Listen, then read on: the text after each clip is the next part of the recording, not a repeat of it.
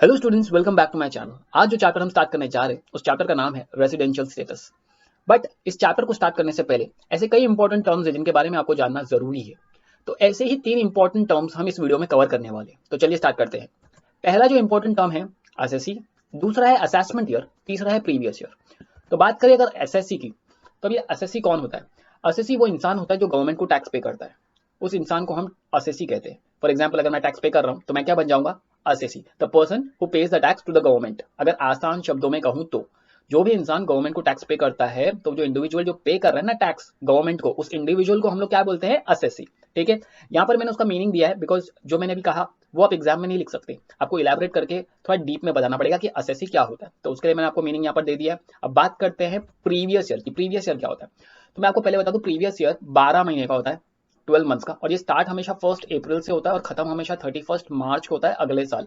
For example, अगर हमारा previous year 19 से शुरू हुआ है तो खत्म कब होगा? 31 मार्च 2020। ठीक है, अब हम लोग इसको डिनोट कैसे करते हैं?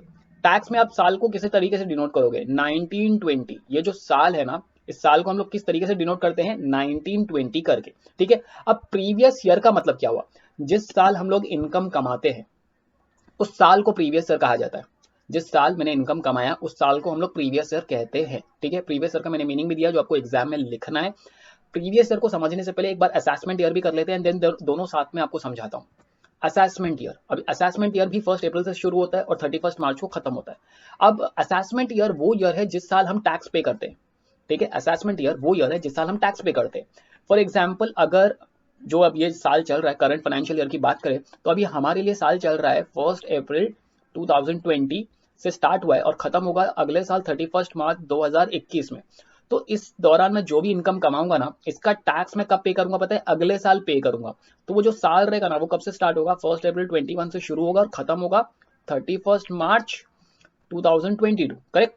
तो ये जिस साल मैंने इनकम कमाई है अभी, इस साल को क्या कहा जाएगा? Previous year. और इस साल का इनकम जो मैं अगले साल पे करूंगा, इस साल को क्या कहा जाएगा? Assessment year. और मुझे जो टैक्स पे कर रहा है उसे क्या कहा जाएगा? एसएससी।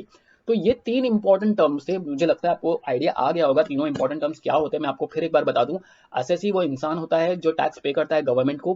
प्रीवियस ईयर वो ईयर होता है जिस साल हम लोग इनकम कमाते हैं। एंड असेसमेंट ईयर वो ईयर होता है जिस साल हम लोग टैक्स पे करते हैं। ठीक है, तो चलिए इस वीडियो में इतना ही।